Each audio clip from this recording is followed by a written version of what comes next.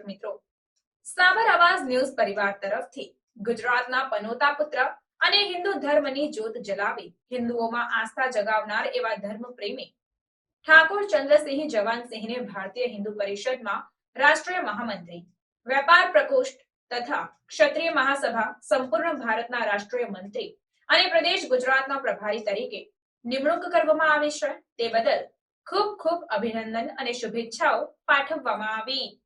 ગુજરાતના પનોતા પુત્ર અને હિન્દુ ધર્મની જ્યોત જલાવી હિન્દુઓમાં આસ્થા જગાવનાર એવા ધર્મપ્રેમી ઠાકોર ચંદ્રસિંહ જવાનસિંહને ભારતીય હિન્દુ પરિષદમાં રાષ્ટ્રીય મહામંત્રી, વેપાર પ્રકોષ્ઠ તથા ક્ષત્રિય મહાસભા સંપૂર્ણ ભારતના રાષ્ટ્રીય મંત્રી અને પ્રદેશ ગુજરાતના પ્રભારી તરીકે તેઓની નિમણૂક કરવામાં આવી છે. તે બદલ સાબર અવાજ ન્યૂઝ પરિવાર તરફથી તેઓને ખૂબ ખૂબ અભિનંદન અને શુભેચ્છાઓ પાઠવવામાં આવી છે. તેઓએ પોતાના વક્તવ્યમાં જણાવ્યું કે હું તમામ ધર્મને માન આપનાર છું. મારા માટે સમાજમાં કોઈ ઊંચ નીચ નથી અને ખરો ધર્મ તો માનવ ધર્મ છે. હું ઠાકોર સમાજના લોકોના પ્રશ્નો બને તેટલા સુખદ નિરાકરણ માટે સમાજના સાથે રહીને કામ કરીએ છીએ અને હાલમાં સામાજિક કાર્યકર તરીકે સેવા આપી રહ્યો છું. ક્ષત્રિય સમાજના વિકાસ માટે અને સમાજના ઉત્થાન માટે સારા વિચારો અને શિક્ષણ અને સંગઠનની જરૂર છે. તે માટે સંગઠન બનાવ્યું છે, પણ સાથે સાથે આર્થિક સ્થિતિ પણ જરૂરી છે.